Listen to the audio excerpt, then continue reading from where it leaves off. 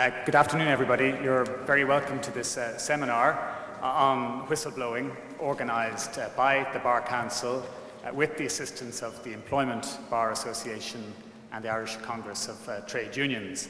Whistleblowing, as people will appreciate, is a controversial topic in this country, particularly in the last 12 months or so. And anybody who looks at the newspapers and looks at television will appreciate that it has had a very significant influence on Irish public and political life over that period. I think directly or indirectly we have lost a confidential informant, a Garda Commissioner, a Minister for Justice, and a Secretary General of a government department through whistleblowing and its fallout. We are extremely fortunate to have with us today three very eminent and expert speakers on the topic. We're also, I think, it's also a timely moment to have this seminar, bearing in mind the passage in July of this year of the Protected Disclosures Act 2014. And two of our speakers, I think, will be discussing aspects of that legislation. I'd like, if I may, just briefly to introduce the three speakers we have today, and I'm going to do it in reverse order, in other words, not in the order that they're going to be speaking in. The first speaker we have, who's come to speak to us from the United States, is Ben Wizner. And Ben is a director of the American Civil Liberties Union Speech, Privacy and Technology Project. And that project is dedicated to protecting and expanding on First Amendment freedoms of expression, association and inquiry, expanding on the right to privacy and increasing the control that individuals have over their personal information, and ensuring that civil liberties are enhanced rather than compromised by new advances in science and technology. Ben, as an attorney, has litigated numerous cases involving post-9/11 civil liberties abuses, including challenges to airport security policies, government watch lists, extraordinary rendition and torture. He's appeared and spoken regularly on the media. He's testified before Congress in the United States and has travelled several times to Guantanamo Bay to oversee and monitor military commission proceedings. He's a graduate of Harvard College and the New York University School of Law and was law clerk to Justice Stephen Reinhart of the United States Court of Appeals for the Ninth Circuit. He is here for about 2 days or 3 days. In fact, I think he'll be here in total for 3 days and has managed, I think, to speak to a number of different audiences and a number of different media platforms. For present purposes, apart from that very distinguished biography, Ben's relevance to this debate is that he is the attorney for Edward Snowden, probably outside Ireland the most well-known whistleblower. So Ben is going to share his thoughts with us at the end of as the third speaker today. We're also very privileged to be joined by Esther Lynch.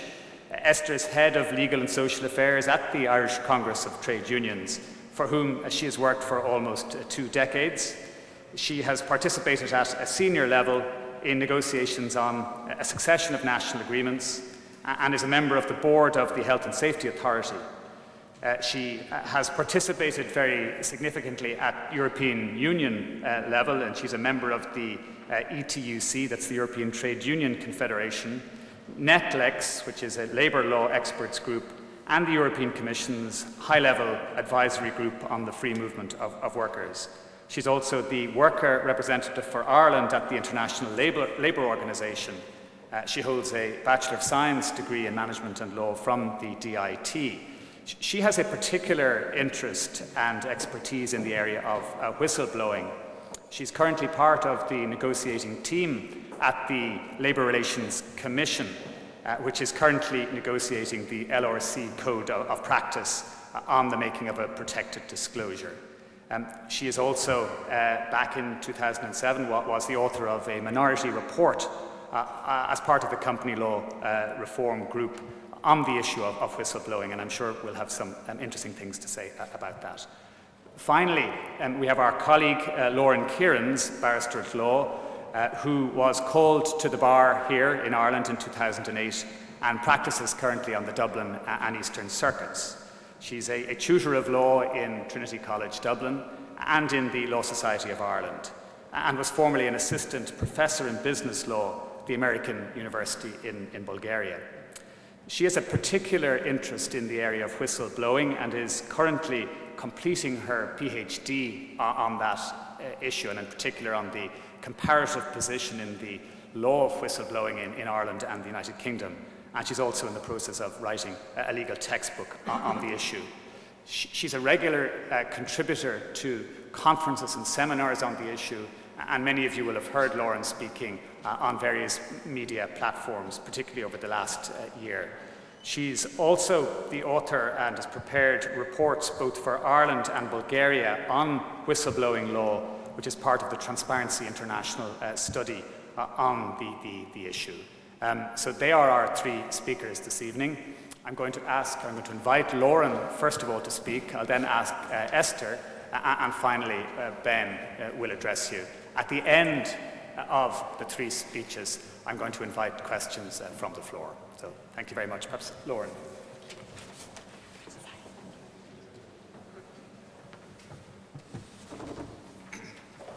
Good afternoon, everybody. My name is Lauren Kierans. I'm going to discuss just some of the main provisions of the Protected Disclosures Act.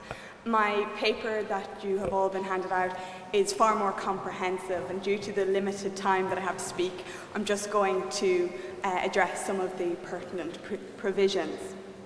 So as David averred, the Protected Disclosures Act was enacted on the 15th of July 2014.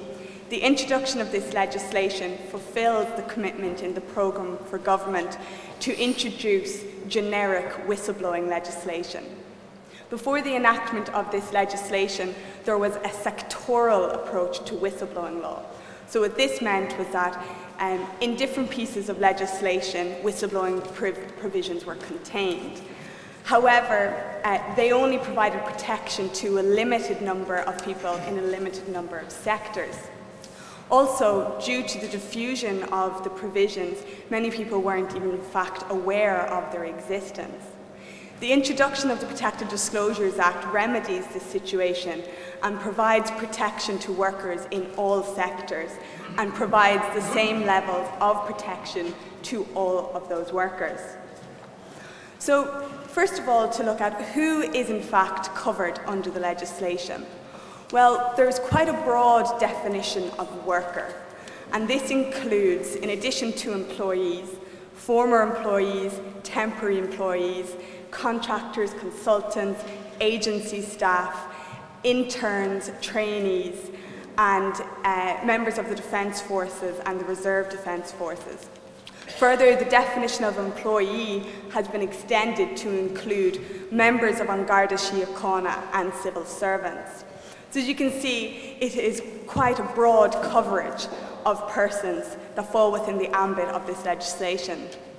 Volunteers, however, were deliberately omitted from the legislation, and during the Oireachtas debates, Minister Howland stated the reason for this was because there was no contract of employment between an employer and a volunteer, and also the employment tribunals would not be appropriate for volunteers to seek redress.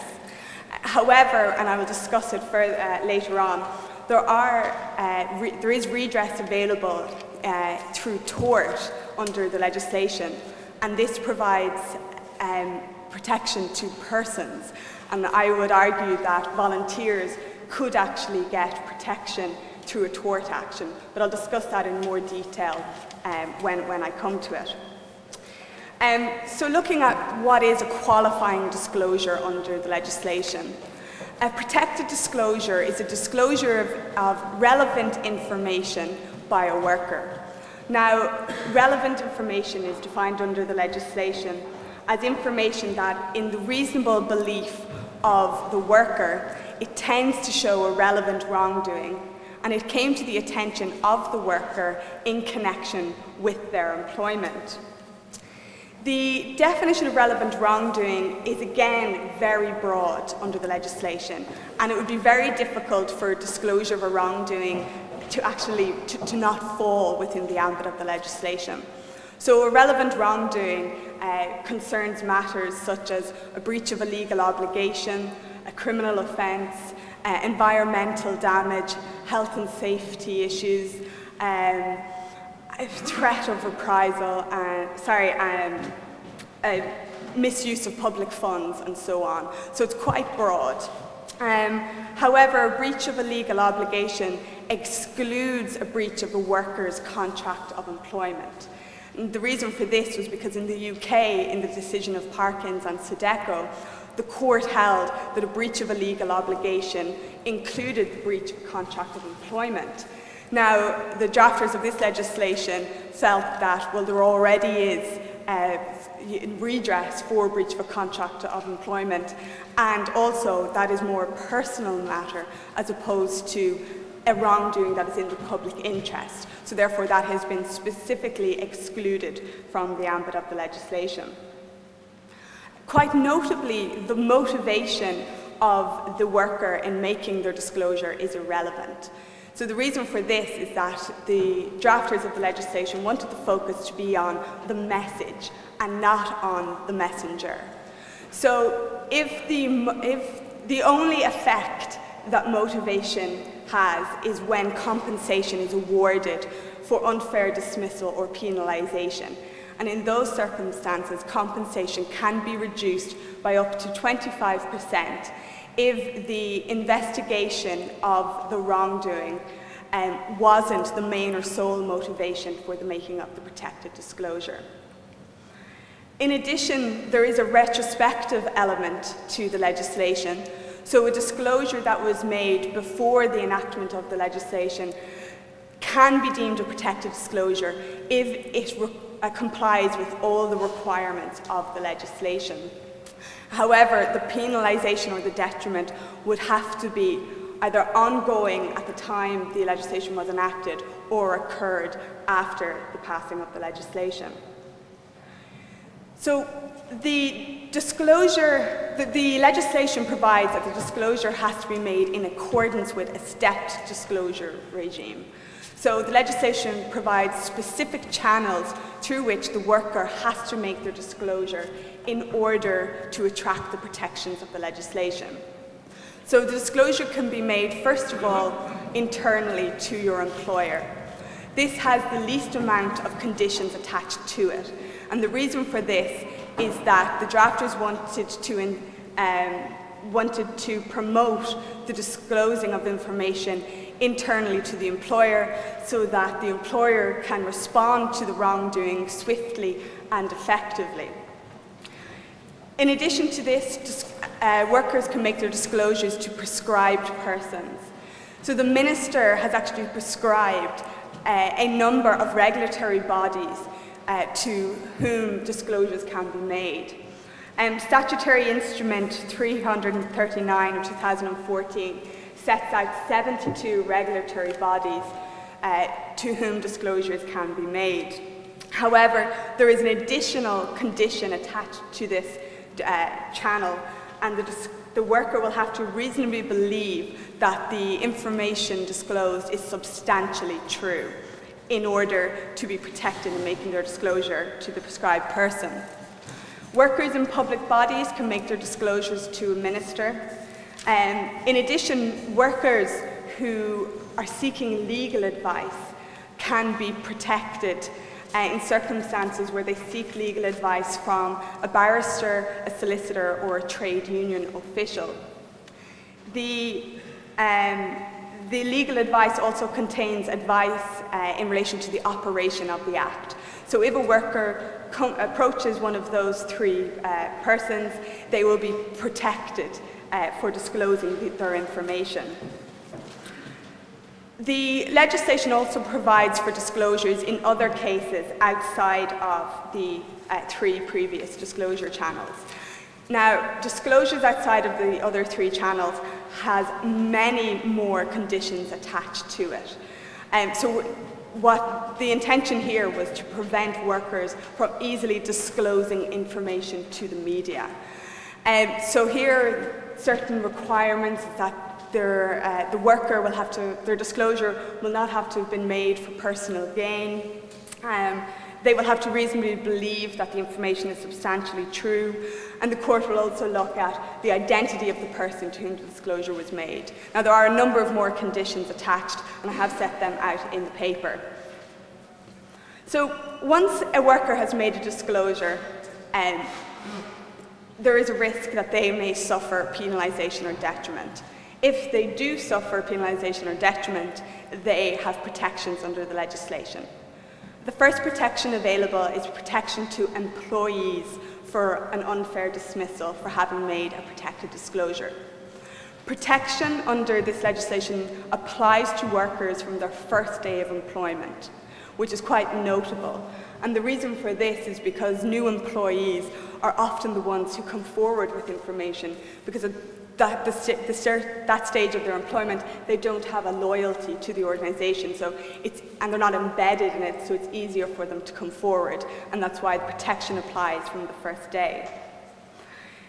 Quite notably, compensation can be awarded to the employee for up to 5 years remuneration.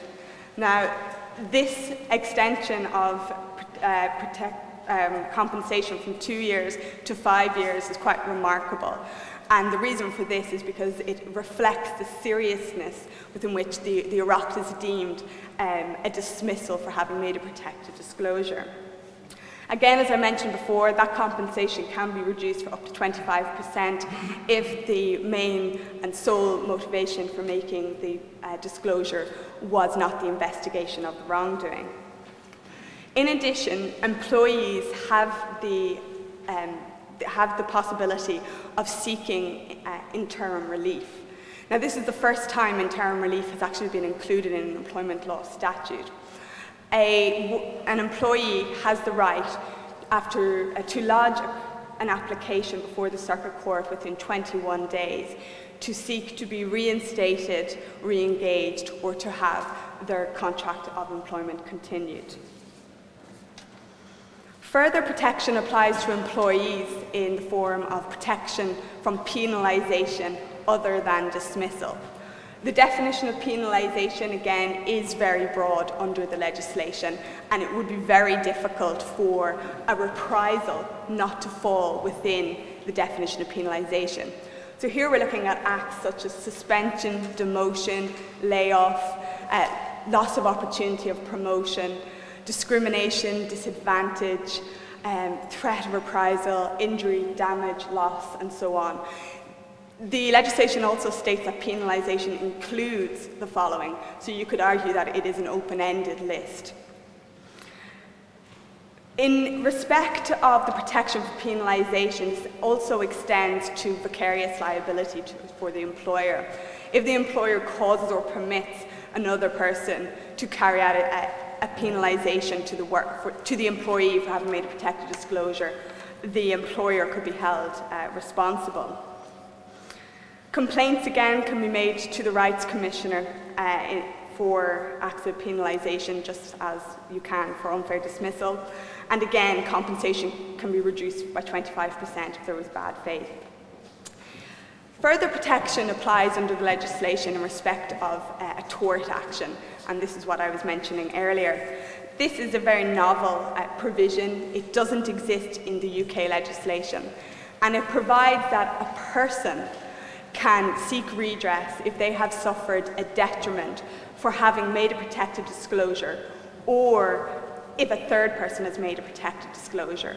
So under this provision, employees, workers other than employees, and third parties can actually seek damages for having suffered detriment. Now, detriment is defined differently under the legislation than penalisation.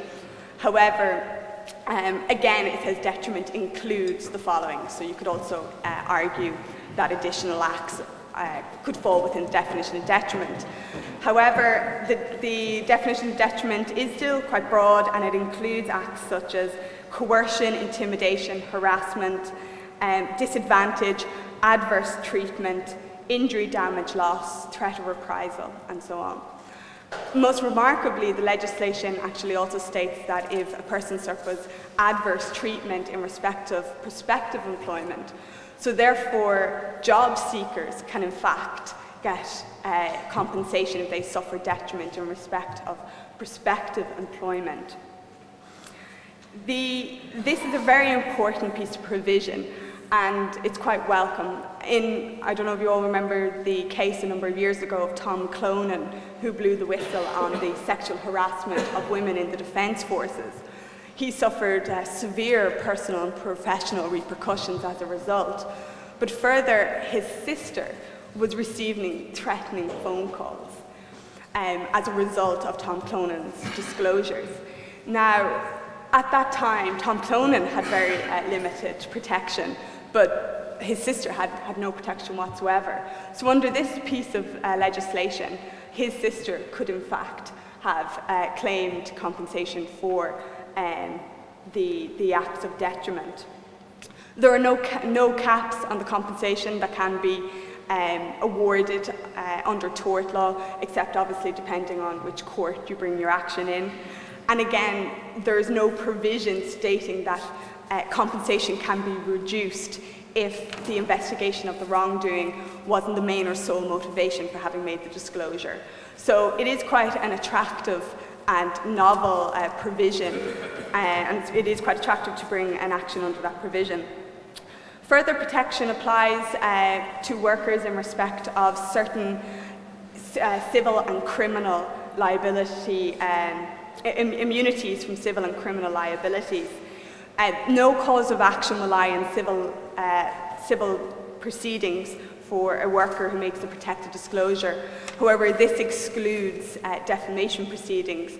However, the Defamation Act has been amended to say that a person who makes a protected disclosure can benefit from qualified privilege. So unless there is malice attached to a disclosure, they will be protected.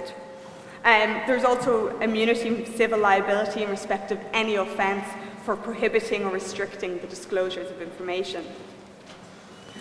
Further protections apply in respect of the protection of the identity of the worker who makes the disclosure. Again, this is quite a welcome provision. It doesn't exist in the UK legislation. It basically states that the recipients of the disclosures must take all reasonable steps to not to disclose information that could identify the worker who made the disclosure. However, this protection is not absolute, and there are certain exceptions, such as where the recipient of the disclosure reasonably believes that there was no objection by the worker to the disclosure of his identity. Also, if it's necessary for the investigation of the relevant wrongdoing. Further, if there's a risk to the security of the state or the health of the state, and also if it's necessary in the public interest or it's necessary by law. So, as I said, the protection is quite welcome, but it isn't absolute. Specific provisions are included in the legislation to deal with disclosures relating to law enforcement matters, and also matters relating to security, intelligence, defence and international relations.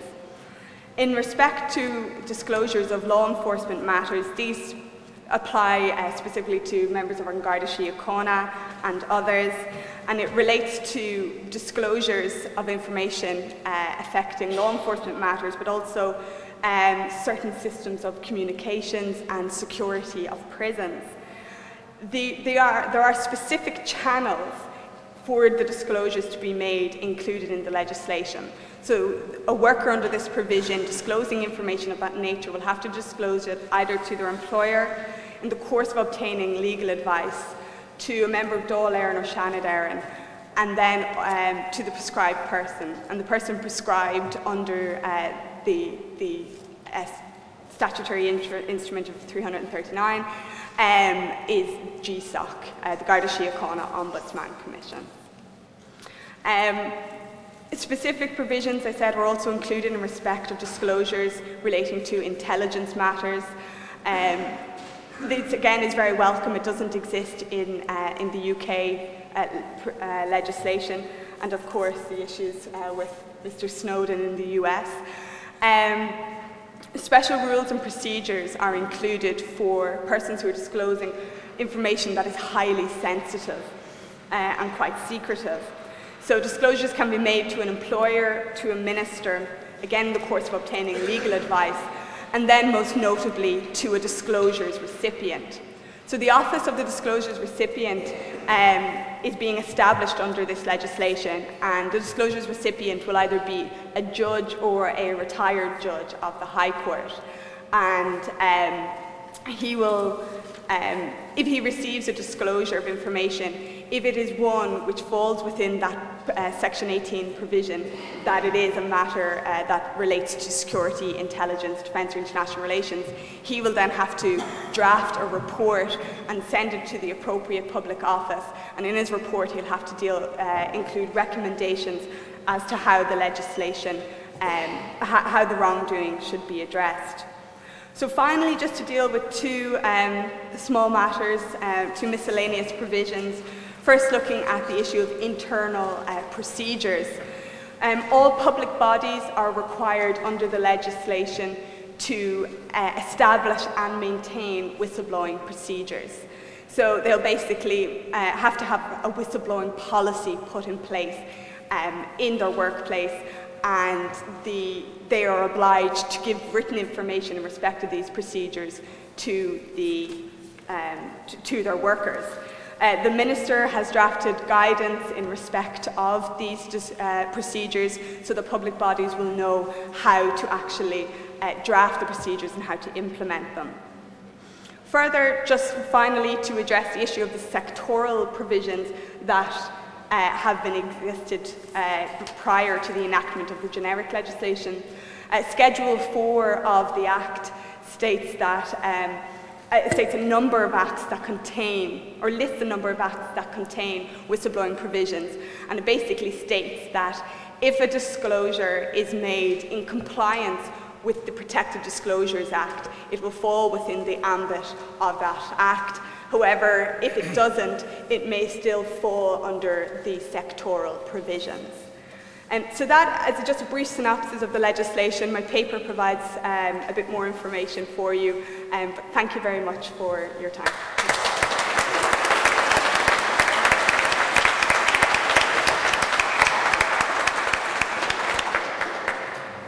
Thank you very much, Lauren, for that excellent overview on our new legislation and for the excellent paper that you have made available to everybody.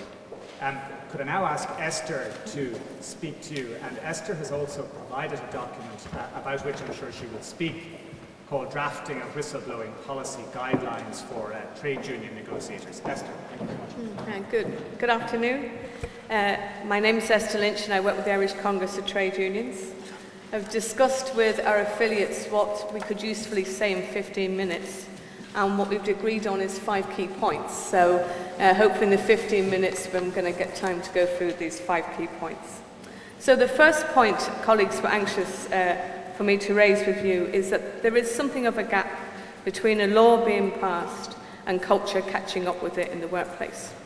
And in this area, similar almost to when I started out in my job in relation to equality, there's a big gap between the rhetoric and the practice. Organisations claim they want people with honesty, integrity, drive, dedication, but when they find people with honesty, dedication, drive and integrity and they come forward and report wrongdoing, in my experience, they don't welcome that. Very often what they do is they isolate and blame the person, whether it's nurses blowing the whistle on grave bad treatment of people in hospitals or nursing homes, whether it's army captains talking about sexual harassment and other forms of bullying, whether it's financial people talking about treatment of tax, or indeed the 2 most recent whistleblowers talking about penalty points. Whistleblowers are ignored, discredited, demoted, dismissed, sued, blacklisted. Famously, culture eats strategy for breakfast, and I think that's true of whistleblowing too.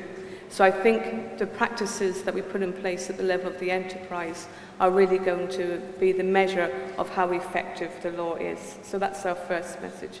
And it brings me very quickly to my second message, which is that interim relief is the most important provision, I think, in this legislation. Because what it does is it disables the most dreadful consequence for the whistleblower, which is to lose their job, to be discredited, isolated, to have the financial consequence of not being able to afford your home, to wait for more than 2.5 years without having any work, without having the money to be able to afford to feed and house your family. And I think that if I can respectfully ask the courts, when looking at interim relief, that every effort will be made to keep the person in their job, because that's really the message that the bad employer is trying to have out there, which is, if you speak up, here's what will happen to you. Because in my experience dealing with employers, and I have other colleagues in the room who will say the same, it seems that they would pay any amount of money, just wants to get the person out. So it's really important that the message gets out strong and clear, in the same way as it did with equality legislation, that the courts will take this very seriously, that the people will be kept in their jobs. And I think that's the second most important message, is in relation to the interim relief. And what we'd like to encourage is that there's some close attention given to the orders. In particular, one of the consequences of the crisis has been the growth of zero-hour practices. To be reinstated in your job with a zero-hour practice could mean that the person is effectively dismissed, because you're only entitled to no hours work. So it would be quite important when looking to the reinstatement orders, that the reinstatement order actually puts you back, perhaps looking back at a period of over 13 weeks, to say what was your working pattern, what were the type of hours that you've been offered every week. That would be really important, that we don't take a superficial look of reinstatement along a contract that's very different from the reality. Of course, there's going to be lots of discussion and disagreement around what is actually an employee, and there's all sorts of new definitions being created for people who are effectively employees. But that's my second point, is to say that the interim relief is the key to the success of changing bad culture and of this law being effective. The third point brings me to the negotiations that we're having at the level of the workplace when it comes to the policies which are to breathe life into the legislation. I think that this, yes, a stepped regime, yes, you should speak to your employer as a general principle first, but this has been over-interpreted in workplace policies that we're negotiating. For example, what we hear from employers and organisations is, well, because you have to speak internally to your employer first, that means you have to tell the employer before you speak to the trade union, because the trade union is external. And of course, that is a wrong and incorrect analysis, both of the legislation and of the reality. The legislation is very clear. You can speak to your trade union, and that is a protected disclosure. When you're thinking, well, will I make a protected disclosure? Is this really a matter that's covered by a protected disclosure? That conversation is protected under the Act. So it's really important that within policies, that conversation that you have with your trade union isn't listed as being one of the externals, but rather is recognised. It could be an internal because the union is in the workplace, or indeed it could be an external because the employer doesn't recognise the right of the worker to be represented by their trade union. The second thing I've noticed happening is an over-interpretation of the piece within of the provision that says that it's a protected disclosure other than if it's a matter arising under your own contract of employment.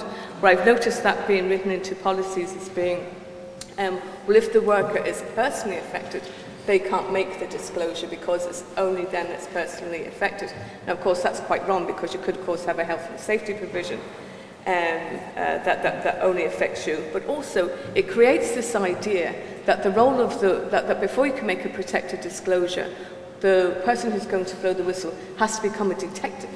That they have to go through files, that they have to find out how many other people have this. And of course, that could become quite problematic. In that the person is perhaps going to breach other policies, such as data protection policies. And so it's really important that the impression isn't given within policies that before you're protected, you have to have all of your facts absolutely straight and that you have to have undertaken an investigation yourself. The fourth point is in relation to gagging clauses. Lots of workers already have these. In fact, workers, it comes as somewhat of a surprise to you, and because of the level of responsibility that the worker has, that what they have within their employment contract is a provision that says you can't talk to anybody about anything, you can't tell your colleagues how much you're paid, you can't tell them the terms that you're employed under, or you can't reveal practices. Of course, the legislation makes these void, but when you come to a settlement, so if there's been a disagreement in the workplace, you know, that all of you would be well familiar of these types of terms. It says the terms and conditions of this agreement are absolutely confidential between the parties and shall not be disclosed to anyone else except as shall be necessary to effect its terms. Any disclosure and violation of this section shall be deemed a material breach of this agreement. So the worker themselves becomes afraid of perhaps making the protected disclosure to the prescribed person because they have a previous agreement, perhaps, you know, the agreement on which both the employer and the worker decided to part company. Part of that is going to be a non-disclosure. So I think that's going to be quite tricky.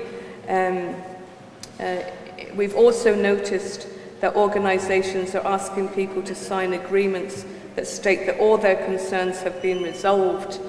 From our point of view, this would be quite dangerous because it would have the potential to undermine the person should they want to go forward to the prescribed person. So there's some practices already beginning to develop which seek to prevent the worker from making the disclosure either to the prescribed person. Now, of course, there is the provision within the legislation that says all such terms are void, but when a worker is faced with such strict words, very often they believe that they cannot go forward with the next stage of the disclosure. And the fifth and final point is again to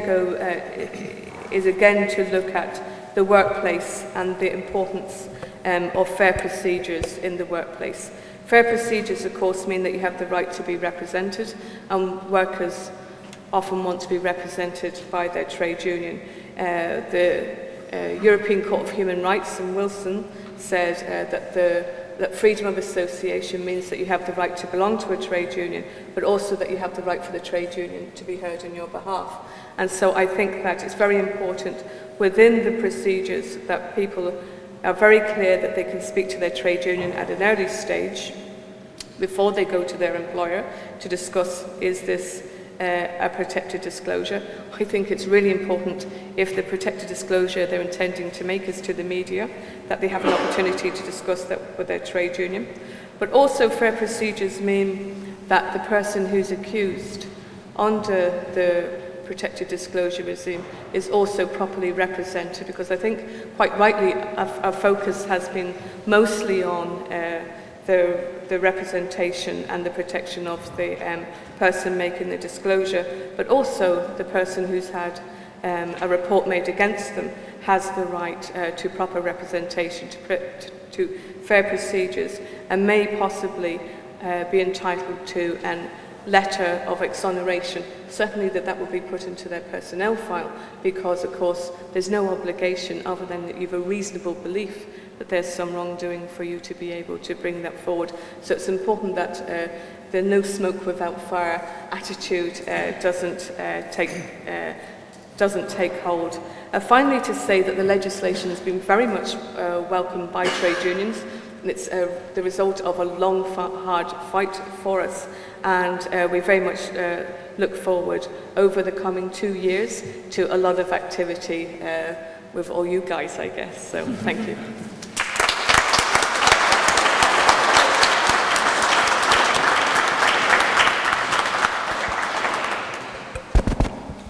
Thanks very much, Esther, for that illuminating talk and an excellent summary of the 5 kind of key areas in terms of the practical application of the legislation. Esther, we're very grateful for that. Now for something completely different, I think, having had a detailed discussion on the provisions of the new legislation here, we're about to get what I'm sure will be a very interesting international perspective on the whole area of whistleblowing from Ben Wizner. Ben. Thanks. Thank you so much for including me in this event. If you were expecting this to be a full-throated defense of my client, Edward Snowden, it will not be that. I thought instead, because this is a more specialized audience, and this is an audience that includes people who have thought about these issues, I would allow myself to take a step back and talk in more general terms about the very hard problem of secrecy and democracy. And I say it's a very hard problem because if you believe, as I do, and I suspect as everyone in this room does, that there are some legitimate secrets that governments need to maintain, and if you agree as well that in general the most important decisions in a democracy should be made with the consent of the governed, you face conflicts that arise. You might call them conflicts between self-defense and self-governance. But places where the need of the public to be informed and the need of the government to protect critical and sensitive information produce conflicts that are real. Now, I think that these conflicts are rarer than our security state officials would like to say that they are, and we'll come back to the issue of how rampant over-classification of information is in most democracies, certainly in our democracy. And I think that the problem is particularly acute because just as the government's need for secrecy might be at its apex with questions of war and national security, so is the public's need to know at its apex when states are making decisions about whether to send armies abroad, how to treat prisoners, what kind of surveillance should be conducted on citizens and non-citizens. So who makes these decisions? How do we deal with this tension, with these conflicts in a reasonable way? Now you might say, and if you were to talk to national security officials in most countries, they would certainly say that these decisions should be made by them. And these decisions should be made by them because they are the appointed or elected officials who have been designated and placed in these roles, that if we're not content with the way that they're doing this job, we have elections as a safety valve to replace them with people who might put transparency over secrecy. They're the ones to decide. They have the expertise to make these decisions, and they have the legitimacy to make these decisions. You won't be surprised to hear that I think this is the wrong answer. And in fact, I would go so far as to say that our presidents, our prime ministers, our highest officials are unqualified to decide what the public should know about their actions, their misdeeds, their mistakes, their embarrassments, that they, in fact, on the contrary, not only don't have unique expertise to make these decisions, but have a structural conflict of interest in making these decisions. And you will see across democracies information being classified not to protect the public from harm, but to protect officials from embarrassment, scandal, and accountability. Looking at my country, imagine a world after the 11th of September 2001 in which all of the information that the public knew about the government's activities was restricted to unclassified information that our leaders had chosen to share with us. We would not have known that the decision to invade Iraq in 2003 was based on fraud and lies. We would not have known that prisoners were tortured in Abu Ghraib. We wouldn't have known that the CIA used chartered flights to kidnap foreign citizens and to fly them to a network of secret prisons around the world and to impose on them so-called enhanced interrogation techniques. We wouldn't have known that some 200 prisoners in military custody died of causes deemed homicide during this period. We wouldn't have known that the Bush administration decided to discard the minimal restrictions on its intelligence surveillance and to do widespread warrantless wiretapping of American citizens. We wouldn't have known any of those things. Now, we did know all of those things, and we knew those things because courageous individuals inside of government and aggressive and enterprising investigative journalists pried that information out of a system that didn't want us to know it. But again, imagine, would our democracy have been stronger if the rules that we agreed upon prevailed, if the leaders who we elected had their way? I say it would not be. Now, we have developed oversight mechanisms in most of our democracies to deal with this conundrum, to deal with this conflict.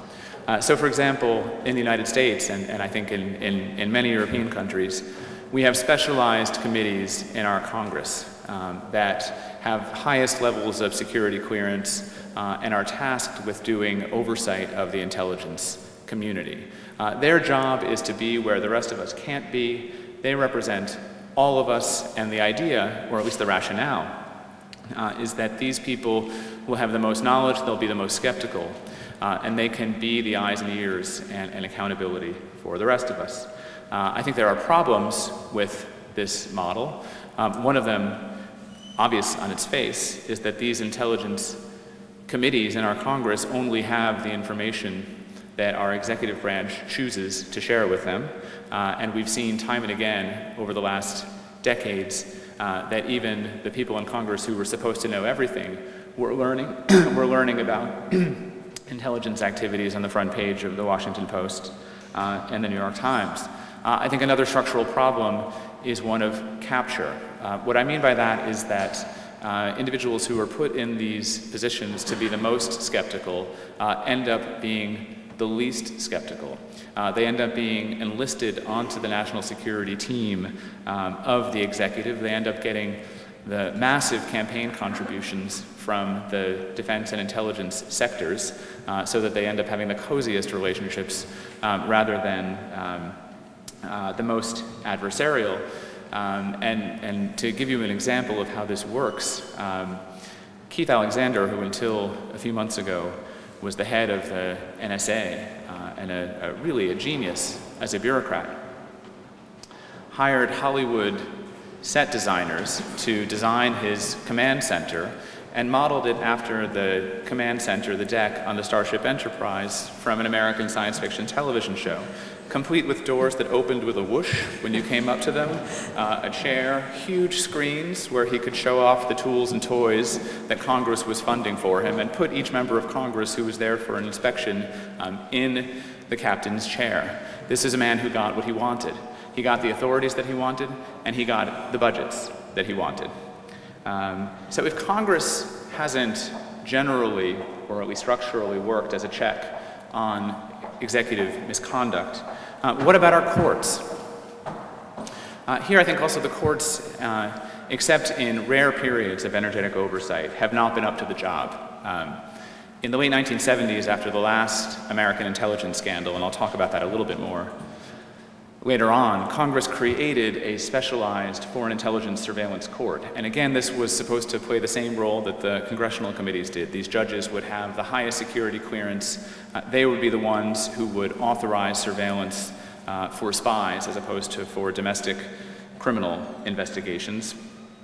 Some of you may have read in the post-Snowden revelations that this court was criticized as a rubber stamp. Over the decades of its existence, it granted tens of thousands of warrants and rejected, I think, fewer than 5. But another problem happened with this court, which was that in secret, its mission grew. It stopped being just a court that secretly authorized wiretaps and started being the court that the executive went to when it wanted to roll out new programs, and to do that without any kind of adversarial testing. So that after 9/11, the Bush administration and then the Obama administration would go to this court and say, we believe that we're entitled to collect all Americans' phone records all of the metadata from all of those phone records on a daily basis. And we think this provision of law allows us to do that. Now, had they told us that, we would have gone into court and said, that provision says nothing like that. And we would have been able to litigate that. Because they brought it to a secret court, this was adjudicated in secret with only one side arguing, just the government, and obviously approved again and again.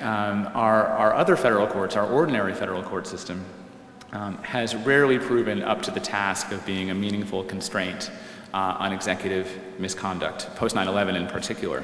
And let me give you one harrowing example of that. I spoke a minute ago about the torture policy, the criminal torture policy that the Bush administration unveiled after 9/11. Not a single victim of that torture policy was able to have his day in court. Case after case was brought to American courts, and these were dismissed without any adjudication of either the law or the facts.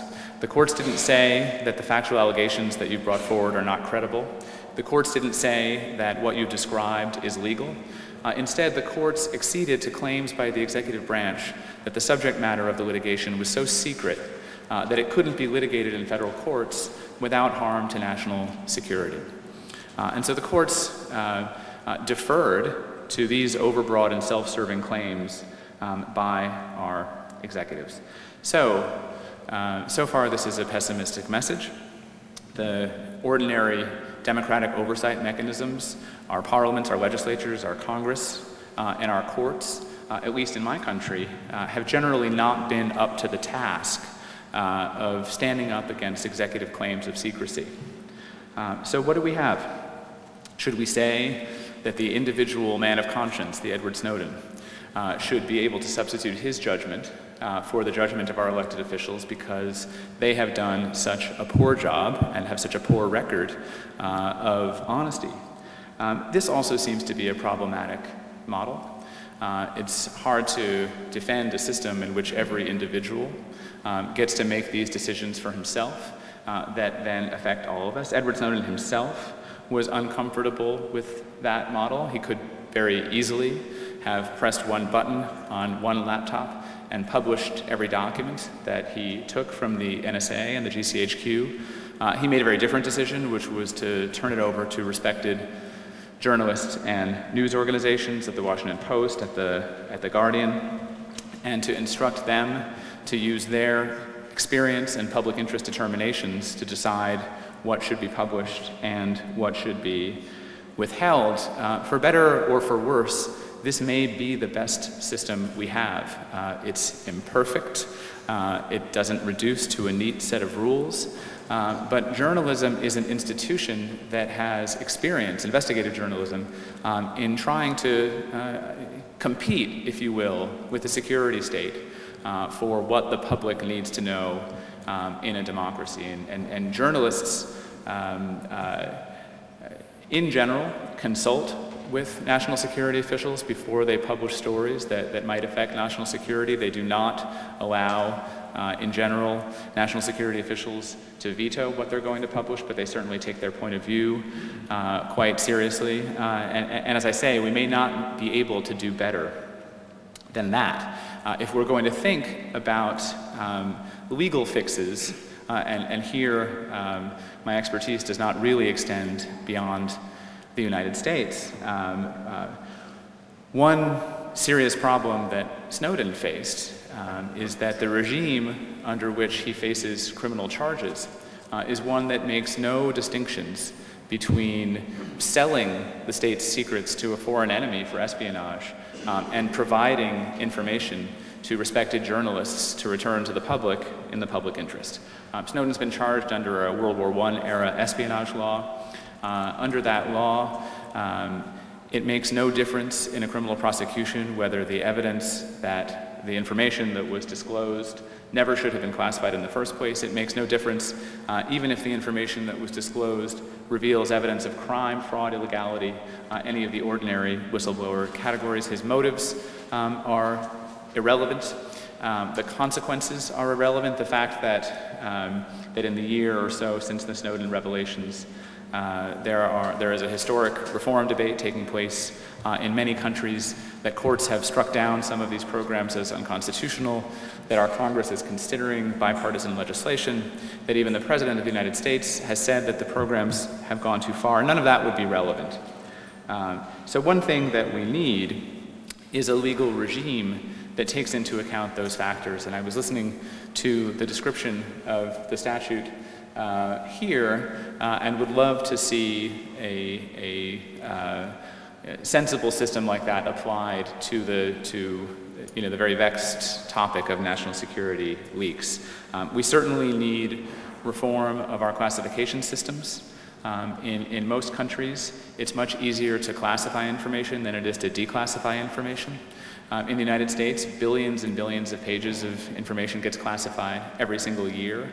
One statistic I heard is that every year more information is classified than is held in our Library of Congress. This tends to be a one-way ratchet. The process of declassifying information can be very, very, very slow. And the examples of hilarious declassifications are easy to find. Not long ago, the CIA declassified one of its methods for writing in invisible ink, which is probably the method that all of you learned when you were 9 years old, involving a lemon and a light. Only in the last few years did the FBI release the last of John Lennon's FBI file. So it takes a long time to declassify, and it takes very little time to classify. We need very strong legal protections for journalists, and here I think the United States has done better than some countries because of our First Amendment. You would not see in the US the almost comical scene that you saw in London, where national security officials entered the office of the Guardian newspaper and smashed and drilled hard drives to bit in a useless attempt to destroy information that had obviously been copied and handed over to Guardian offices in New York and elsewhere. So this was an act of bullying that had no effect other than to make the British officials look quite silly. But I do think that it reflects an atmosphere that shows insufficient respect for the role that journalists play. And let me just close with a little bit of historical perspective.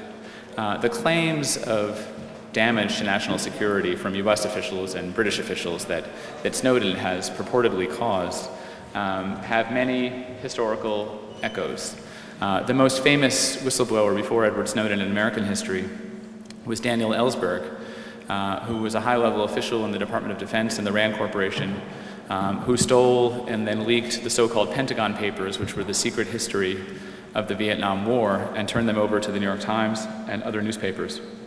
Now, the Nixon administration went to the Supreme Court trying to get an order to block these newspapers from publishing the Pentagon Papers. And the language that was used is certainly very familiar to me in my practice, that if the court allowed the New York Times to go forward, it would cause grave and irreparable harm to the national security of the United States. 11 years later, the lawyer who wrote those words to the Supreme Court, the Solicitor General, published an op-ed in the Washington Post called "Secrets Not Worth Keeping," in which he said that in the decade that followed, he had not seen a shred of evidence that the publication of the Pentagon Papers had caused any harm whatsoever. And it's worth bearing in mind that claims of national security harm tend not to age very well. Whistleblowers, including Daniel Ellsberg, age quite well. One final anecdote. In 1971, a handful of anti-war activists broke into an FBI field office in a town called Media, Pennsylvania, not far from Philadelphia. This was at a time when the FBI maintained field offices in small places like that. They stole every file from the file cabinets, packed them into suitcases, drove them away, and then mailed them to a reporter at the Washington Post.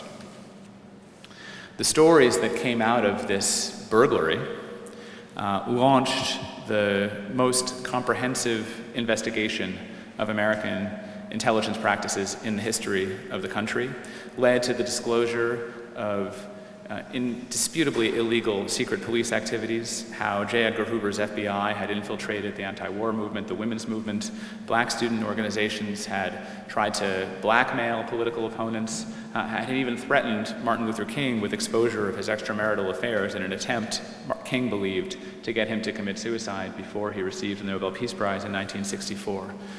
None of this information would have come to light without this spectacular act of lawbreaking that then led to a huge investigation in Congress and eventually a new series of prohibitions enacted into law related to domestic surveillance.